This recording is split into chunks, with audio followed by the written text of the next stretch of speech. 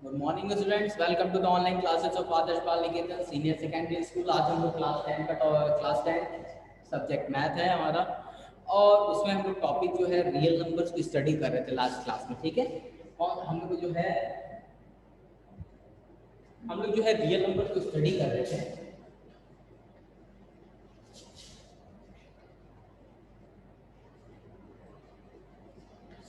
इस चैप्टर में हम लोग बहुत सारी इंटरेस्टिंग छोटी मोटी चीज़ें जान चुके हैं, जिसमें से कुछ टॉपिक्स मैं एक बार रिवीजन रिकैप दे दे रहा हूँ आप लोगों को कि क्या क्या हम लोग ने पढ़ा है अभी तक। ठीक है, जो भी हम लोग ने पढ़ा है उसका एक रिकैप दे रहा हूँ। और अब हम लोग आज क्या पढ़ेंगे उसके बारे में। तो हम लोग ने फंडामेंटल थ्योरम ऑफ अर्थमेटिक पढ़ा, यूक्लिड डिवीजन लेमा और यूक्लिड डिवीजन एल्गोरिथम, इन दोनों के बारे में पढ़ा, फिर इनका यूज़ देखा। ठीक है ना। तो अब फंडामेंटल थ्योरम ऑफ जो अर्थमेटिक था उसी को कंटिन्यू करते हुए जो हम लोग के इस चैप्टर में जो अब हमारा लास्ट के 2 टास्क बचे हैं। एक, किसी भी रेशनल नंबर को किसी भी तो अब हम लोग जो पढ़ने जा रहे हैं वो ये कि किसी भी इरेशनल नंबर को कैसे प्रूव करेंगे। जैसे आप लोग ने पिछली क्लास में इस बात को एक्सेप्ट कर लिया था कि √3 जो है इरेशनल है, √5 इरेशनल है, √7 इरेशनल है। तो इस बात को प्रूव कैसे करेंगे कि ये दिए गए नंबर इरेशनल है। ठीक है ना।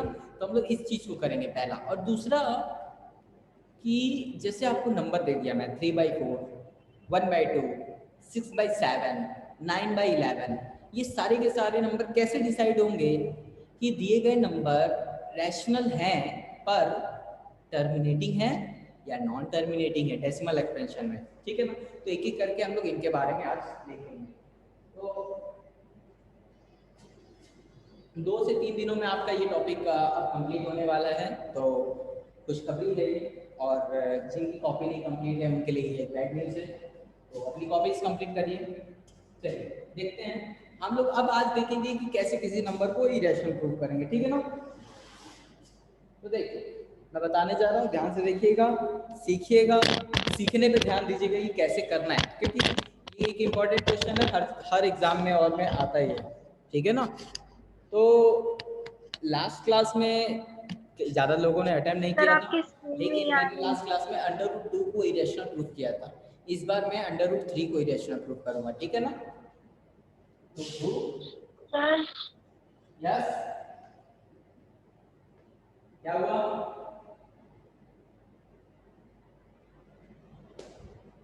और सर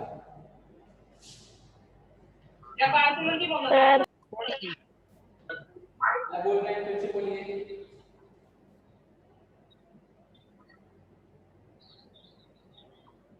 सर अब आई है स्क्रीन। ध्यान दीजिए, टू प्रूव √3 इज इरेशनल। ठीक है ना। हम लोग ये प्रूव करेंगे कि दिया गया नंबर इरेशनल है या नहीं है। ठीक है ना। हम लोग √3 को इरेशनल प्रूव करने जा रहे हैं। आज तक आप लोगों ने सिर्फ √3 को इरेशनल बस इस तरह से जानते थे कि not neither terminating not recurring is a irrational number. But is there any proof which can recommend this is the irrational number? Yes. तो अब हम लोग ऐसा प्रूफ देंगे।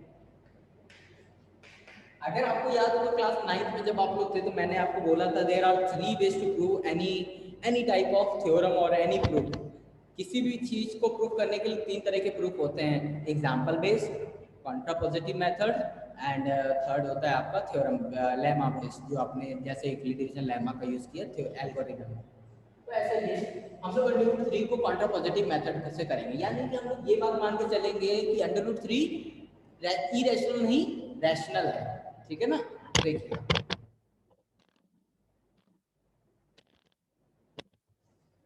Just a minute.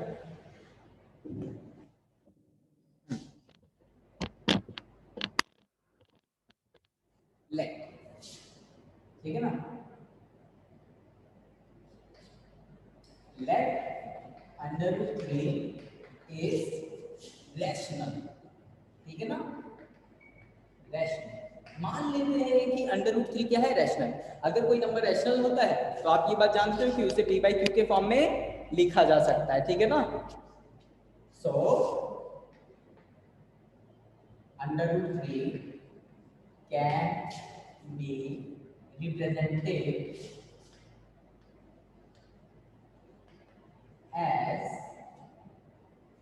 √3 equal to a by p by q कर दीजिए।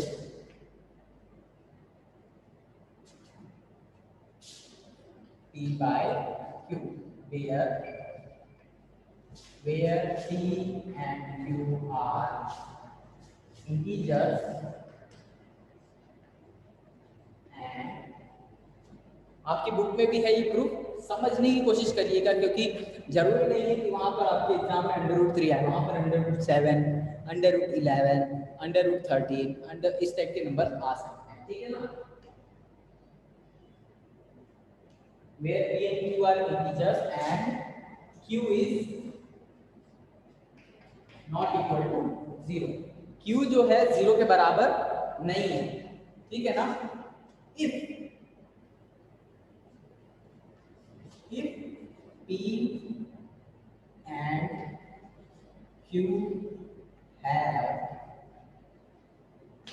a common divisor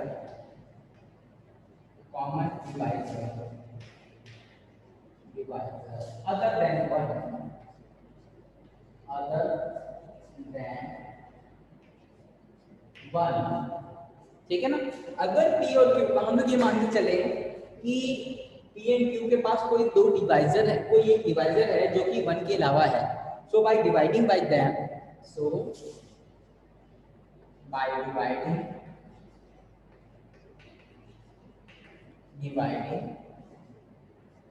p and q by that p by that, ठीक है। we have √3 is equal to a by b, where a and b are co-prime and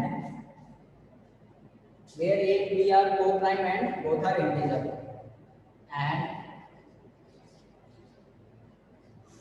both are integers। यहां तक किसी को कोई doubt है तो पूछ ले तुरंत। सर यस, कोप्राइम क्या होता है? कोप्राइम नंबर, क्या हुआ? कोप्राइम नंबर क्या होते हैं? ठीक है, को-प्राइम नंबर किसी ने पूछा है, आप में से किसी एक स्टूडेंट ने को-प्राइम नंबर पूछा है कि what is coprime number. Coprime number are those number which have highest common factor 1, यानी कि जैसे कि 4 and 2, इसका हाईएस्ट कॉमन फैक्टर क्या आएगा? 2, ठीक है ना। लेकिन 7 and 11 या 7 and 8, 7 and 9, इनके बीच हाईएस्ट कॉमन फैक्टर क्या है? 1, सिर्फ और सिर्फ 1 और कोई नहीं है। तो ऐसे दो नंबर का पेयर जिनका हाईएस्ट कॉमन फैक्टर क्या है? 1, ठीक है ना। तो वही आपस में को-प्राइम होंगे, जैसे कि 5 and 2, 9 and 11, 16 and 17, ठीक है ना। तो ये सारे होते हैं, वो सारे के सारे को-प्राइम नंबर होते हैं। को-प्राइम नंबर यानी कि ऐसे पेयर जिनका HCF क्या है? 1, ऐसे पेयर ऑफ नंबर जिनका HCF क्या है? 1, यानी कि A और B को डिवाइड करने वाला अगर कोई नंबर है जो दुनिया में जो एग्जिस्ट करता है तो वो 1 है और कोई नहीं है। तो वही था, यहाँ पर P और Q एक ऐसे नंबर थे जिनका 1 के अलावा कोई नंबर एग्जिस्ट करता था डिवाइड करने वाला। तो मैंने उस नंबर से इन दोनों को डिवाइड कर दिया, तो ये दोनों नंबर चेंज हो जाएंगे ना, तो वो दोनों नंबर कौन बन गए? A और B। अब A और B ऐसे नंबर हैं जिनका कॉमन डिवाइडर सिर्फ और सिर्फ 1 है और कोई नहीं है। अब समझ में आया? कोई डाउट है किसी को? No sir. निकिता, ओसाफ, शिवांगी, आप लोग में किसी को डाउट है? सर No, एक बार sir. वापस बताओ ना। फिर से सुनिए, हमें √3 को इरेशनल प्रूफ करना है, तो मैंने ये कॉन्ट्रापोजिटिव मेथड्स का यूज किया। उसमें मैंने माना कि ये रैशनल नंबर है, ना इरेशनल नहीं, रैशनल है। अब रैशनल नंबर है तो रैशनल नंबर की डेफिनेशन लगा देंगे। रैशनल नंबर क्या होता है? A number which are in q by q form where q is not equal to 0। तो मैंने लिखा कि √3 को मैंने p by q के फॉर्म में लिखा where p and q are integers and q is not equal to 0। अब अगर p और q जो इंटीजर्स मैंने लिखे हैं वो एक ऐसे नंबर है जिनके डिवाइड करने वाला जो नंबर है वो 1 के अलावा कोई है, तो अगर 1 के अलावा कोई नंबर है तो उससे उस नंबर p और q को डिवाइड कर देते हैं। तो मैंने वही काम किया, मैंने ये लिखा कि p एंड q के पास कोई अनदर नंबर है 1 के अलावा, तो मैंने उस नंबर से p एंड q को डिवाइड कर दिया तो वो नंबर a बाई b में चेंज हो गया। अब जब वो नंबर a और b में चेंज हो गया तो a और b का अब कॉमन फैक्टर है, इस कॉमन फैक्टर सिर्फ और सिर्फ 1 है, क्योंकि जो कॉमन नंबर था वो तो मैंने हटा दिया। तो अब क्या है, a और b क्या है आपस में को प्राइम। यहां तक याद रखिएगा, ये लाइन याद रखिए कि a और b आपस में क्या है को प्राइम, यानी कि there exist only one factor between a and b that is 1। अब ध्यान दीजिए आगे का कोड ऊपर कर रहा हूं मैं इसे रेस करके।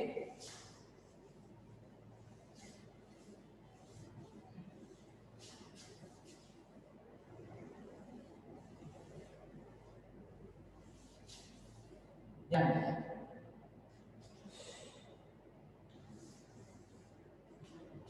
अब अगर इसको ध्यान दीजिए इस वाले रिलेशन में a by b is equal to √3b, तो क्या हम इसे a is equal to √3 into b लिख सकते हैं? लिख सकते हैं ना? इस b को इधर भेज देंगे। अब देखिए इसका पूरे का स्क्वायर कर देंगे, squaring it now, squaring square, इसका स्क्वायर कर दीजिए तो इसका स्क्वायर करेंगे क्या हो जाएगा, a का स्क्वायर √3 का स्क्वायर करेंगे 3b स्क्वायर,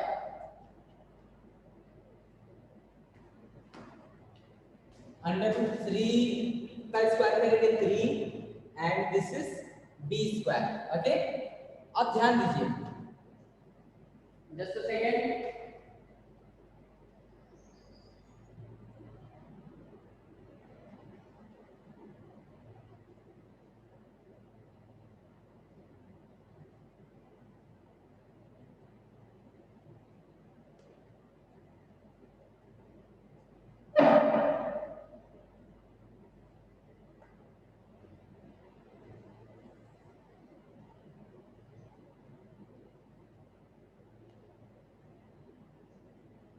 ध्यान दीजिए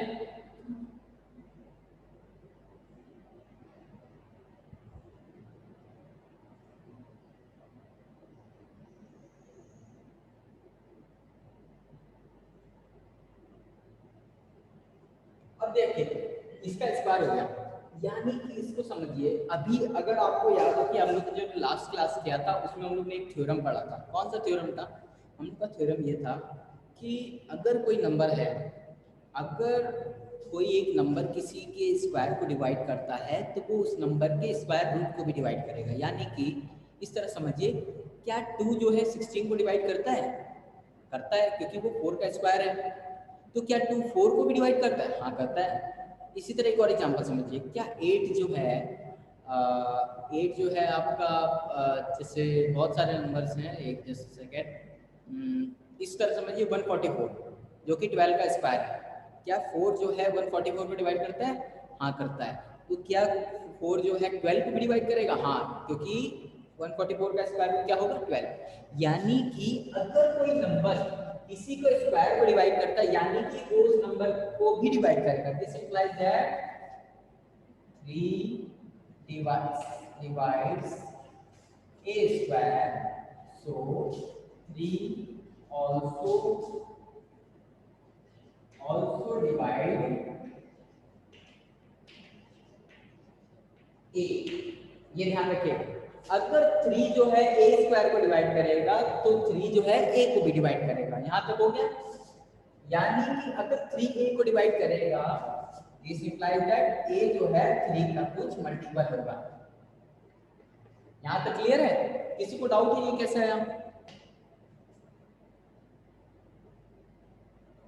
okay, a equal to 3c हो गया, यानी कि 3 जो है a को भी डिवाइड करेगा। अब इस वाले टर्म को उठा के इसको इक्वेशन नंबर 1 कर दीजिए, इसे 2 कर दीजिए, सेकंड को 1 में पुट कर दीजिए, यूज सेकंड इन 1, क्या हो जाएगा, a की जगह क्या रखेंगे 3c, यानी कि 3 का स्क्वायर c का स्क्वायर इक्वल टू 3b का स्क्वायर। ओके, अब देखिए इसको सॉल्व करते हैं।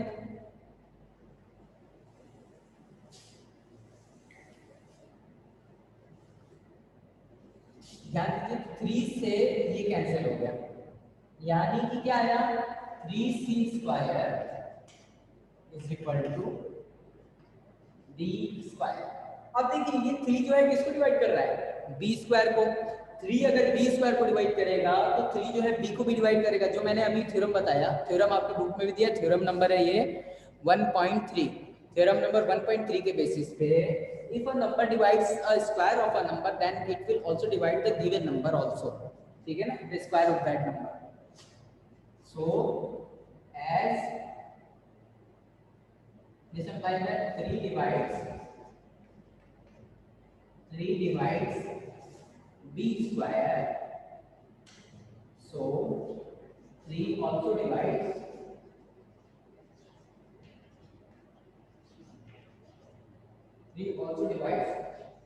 b। देखिए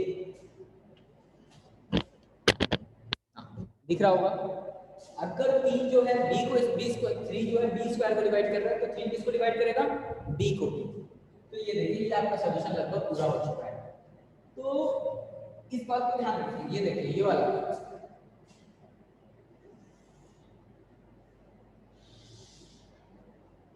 अभी ये चीज, अब जो इसका प्रूफ है इसके लिए आपको को प्राइम की डेफिनेशन एकदम क्लियर होनी चाहिए कि को प्राइम क्या होता है, ठीक है ना। तो देखिए क्या हुआ इसमें, मैंने a और b को को प्राइम बताया था, यानी कि a और b के जो डिवाइजर होगा वो 1 होगा और उसके अलावा इस दुनिया में कोई और नहीं होगा।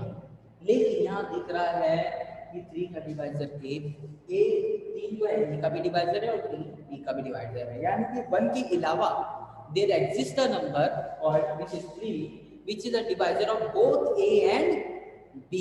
ओके, यानी कि ये तो गलत हो गया, मैंने कहा कि a and b को प्राइम है, a and b को प्राइम होंगे तो 1 ही से डिवाइजर मिलेंगे, 3 भी डिवाइजर आ गया, जो कि एक गलत रिजल्ट है।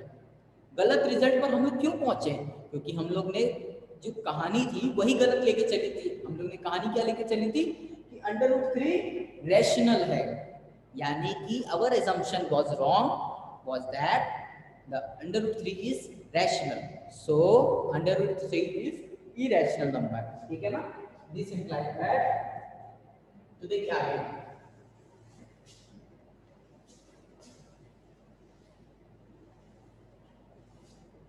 so 3 is common divisor of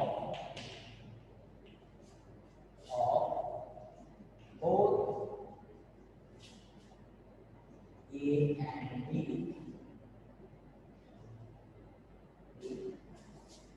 which contradicts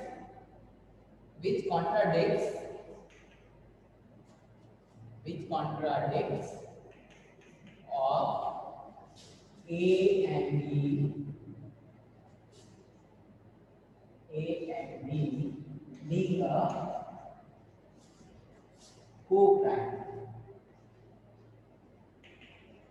ठीक है ना। ये इस बात को कॉन्ट्राडिक्ट करता है कि a एंड b क्या होंगे आपस में, को prime, which and this contradiction occur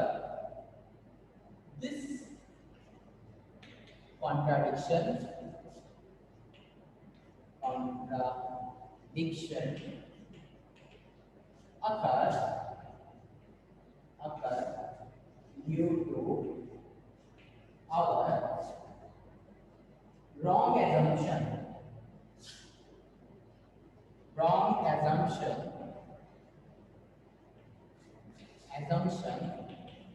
of √3 is under root 3 is rational.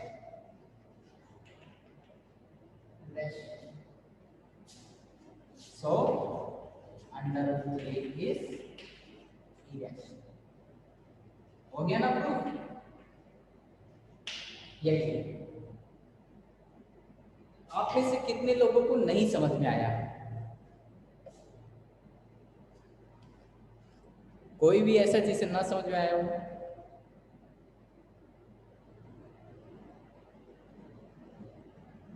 Students, are you online or not? Yes, sir. Okay. आपको समझ में आया सानिया? No, sir. ठीक। एक बार मैं श्योरिटी में से बता रहा हूँ हुआ क्या। हम लोग क्या है पिछले क्लास में क्या है हम लोग इरेशनल नंबर को मान के चलते थे कि ये फलाना नंबर इरेशनल है, चाहे √5 हो, 7 हो, √7 हो, √11 हो, ठीक है ना।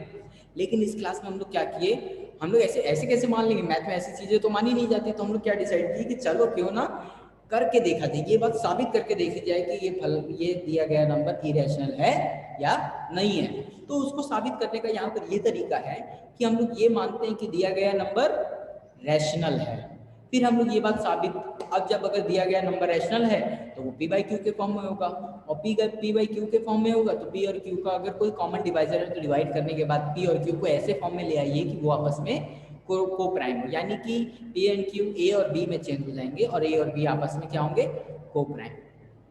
अब जब a और b आपस में को प्राइम है यानी कि a और b के कॉमन डिवाइजर सिर्फ और सिर्फ 1 होगा इस दुनिया में और कोई नहीं होगा। तो जब हम आगे सॉल्यूशन करते हैं तो हम लोग ये पा जाते हैं कि a और b के अलावा भी एक ऐसा नंबर है जो कि है 3, जो कि दोनों का कॉमन डिवाइजर है, ठीक है ना। 3 एक ऐसा नंबर आ गया जो कि दोनों का कॉमन डिवाइजर है। अब अगर 3 एक ऐसा नंबर आ गया जो कि दोनों का कॉमन डिवाइजर है तो हमारी ये बात गलत हो जाती है कि a और b आपस में क्या है, को प्राइम।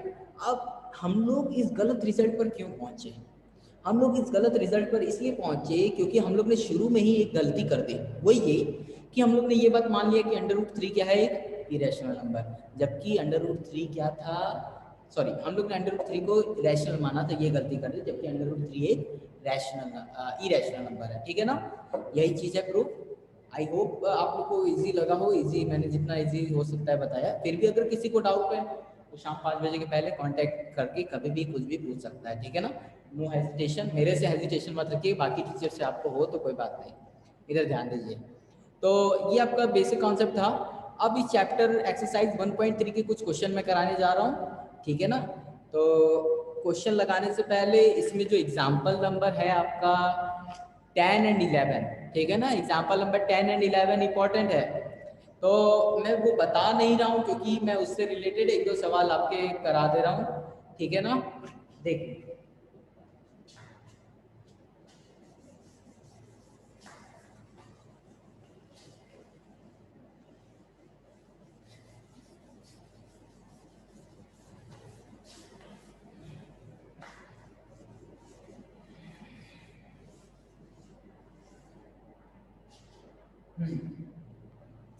इधर ध्यान दीजिए 1.3,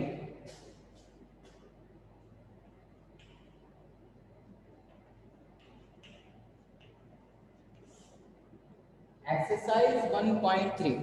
इसमें क्या है, पहला क्या है, प्रूव दैट √5 इज इरेशनल।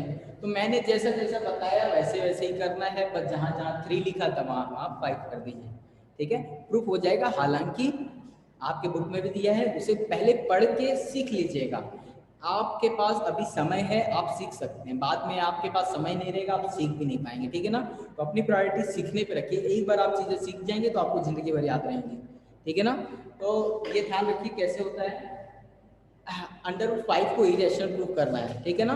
तो क्वेश्चन नंबर जो 1 है वो आपके लिए SW है, ठीक है, इसको आप खुद से करेंगे, आपकी बुक में दिया है।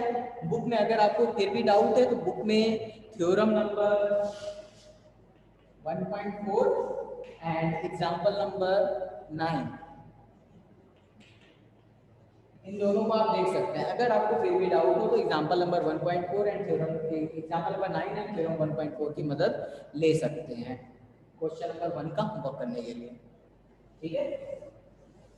हाँ, ये है कि आप होमवर्क कंप्लीट करें, वो अच्छी बात है, लेकिन देख के कर रहे हैं, आपको आया नहीं वो चीज़ करने, वो गलत है। तो सीखिए, नहीं आ रहा तो सीखिए, मुझसे बार बार बोल के सीखिए। अब देखिए एग्जाम्पल नंबर 10 एंड 11, इसी के बेसिस पे जो क्वेश्चन नंबर 2 है, क्वेश्चन नंबर 2 है, ये जो है मैं अभी क्लास में बता रहा हूँ, लेकिन ये एग्जाम्पल नंबर 10 से रिलेटेड है, ठीक है ना। तो इस एग्जाम्पल को देखिए, एनसीईआरटी की बुक में जितने भी एग्जाम्पल हैं वो सारे के सारे आपको आने चाहिए, ध्यान रखिएगा, क्योंकि क्वेश्चन इससे भी उठाया जाता है। देखिए सेकंड का सॉल्यूशन वही चीज है, prove that 3 plus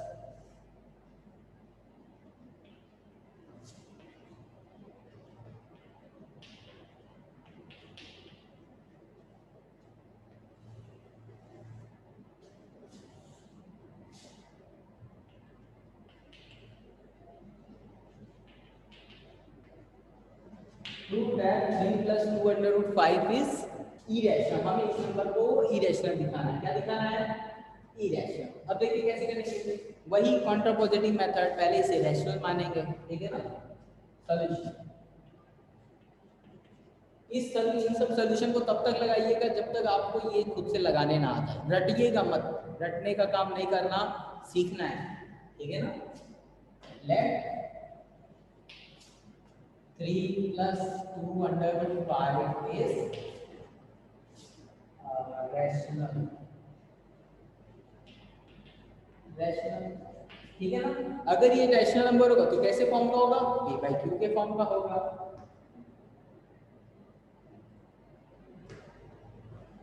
so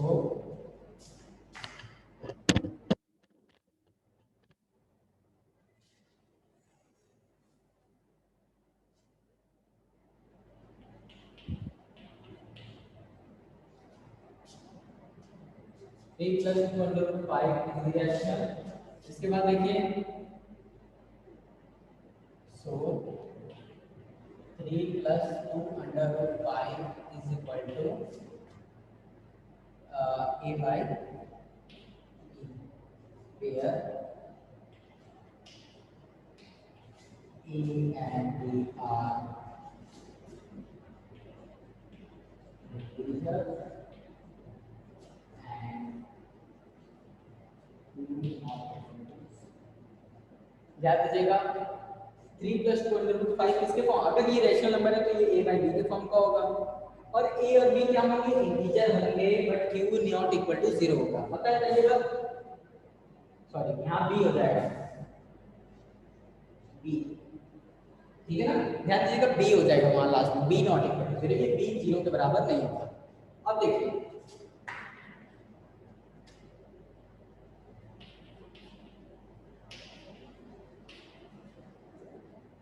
2 under root 5 is equal to a by b, which implies that e minus 3 under root 5 is equal to 2 under root 5 is equal to a minus 3b upon b, ठीक है ना। अब ध्यान दीजिए, इस 2 को इधर भेज दीजिए, under root 5 is equal to a minus 3b upon 2b। अब देखिए क्या आ गया, under root 5 is equal to a minus 3b upon 2b। अब एक बात देखिए, इसके आगे का प्रूफ मैं यहां लिख रहा हूं, ठीक है।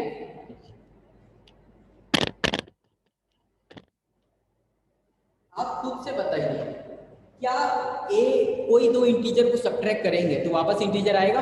हाँ आएगा। और किसी इंटीजर को 2 से मल्टीप्लाई करेंगे तो भी इंटीजर आएगा, और किसी दो इंटीजर को आपस में डिवाइड करेंगे तो वो वापस क्या बनेगा? Rational number. यानी कि ये पूरा का पूरा क्या है? रैशनल नंबर, ठीक है ना। सेम आगे का सॉल्यूशन यहाँ है, same a and b are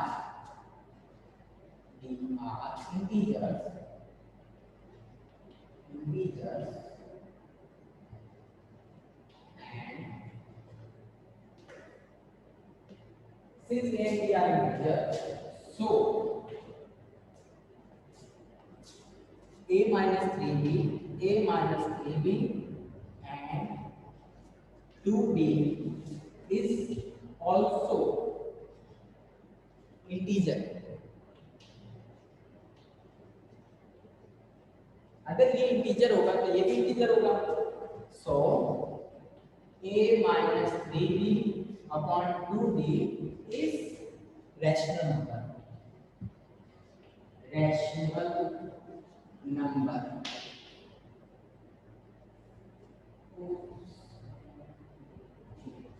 is a rational number. ठीक है ना. कभी आपकी क्लास लेती रहूं कभी आपको क्लास लेता रहूं और आपको लगे कि सर ने रिकॉर्डिंग ऑन नहीं की तो आप लोग रिमाइंड करा दिया करिए. ठीक है. अब ध्यान दीजिए ये भी क्या है रैशनल नंबर और ये किसके बराबर है √5 के. This implies that √5 is rational. But √5 क्या रैशनल नंबर होता है? नहीं, √5 तो इरेशनल है. हम लोग एक गलत रिजल्ट पे पहुंच गए ना. हम लोग ने गलत माना तो गलत रिजल्ट पर पहुंच गए. अगर सही मानते तो सही पर पहुंचते. ठीक है ना. यानी कि हम लोग गलत रिजल्ट पर इसीलिए पहुंचे क्योंकि हम लोग ने गलत assumption किया है. This contradiction is occurred due to the our wrong assumption that √3 plus 2 √5 is rational. So right assumption क्या होता? राइट assumption ये होता कि ये रैशनल नहीं इरेशनल है. ठीक है ना. लास्ट लाइन में यहाँ पर इरेज करके लिख रहा हूँ. ध्यान दीजिए.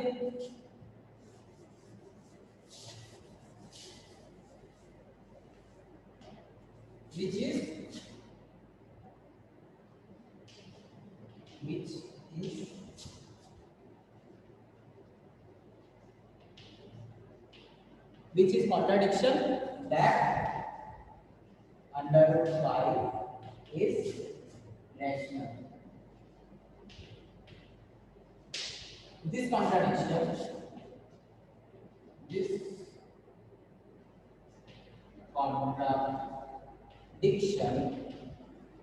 occur due to wrong assumption of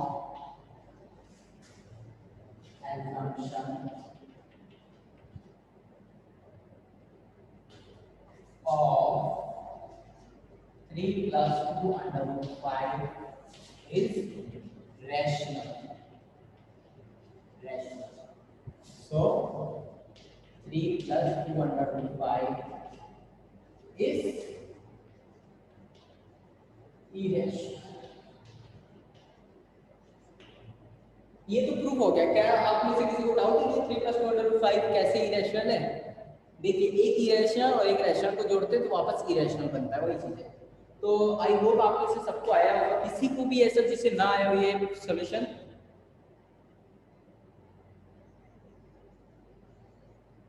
Krishna. Yes sir. समझ में आया ना? हाँ सर. साफ. हाँ सर. मुसाफ अंसारी. हाँ सर आ गया. अच्छा ध्यान दीजिएगा. सुमित आप सब लोग ध्यान दीजिएगा.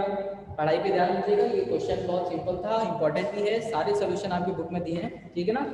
अब इसमें एक क्वेश्चन और है वो मैं एक्सप्लेन कर रहा हूँ. टाइम अभी ज़्यादा नहीं है.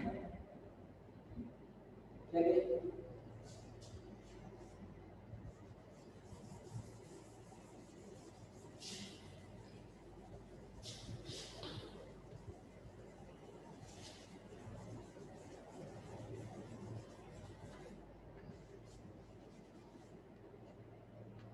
क्वेश्चन नंबर सेकंड की जगह थर्ड का फर्स्ट देखिएगा.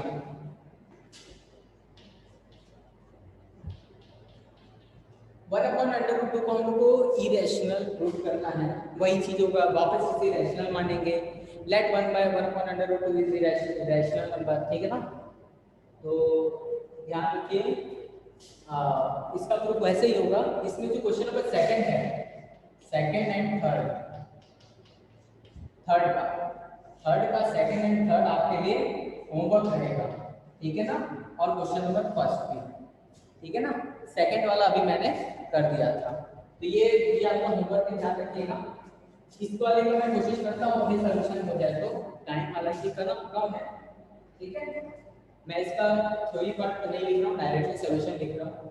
देखिए solution, let 1/√2 is rational. In case ये प्रूफ ना भी कंप्लीट हो पाए, आप लोग ये ध्यान रखिएगा। एग्जांपल नंबर 10, 11 और 9 इसको कर लेंगे, ये चैप्टर एक्सरसाइज 1.3 कंप्लीट हो जाएगी, ठीक है ना।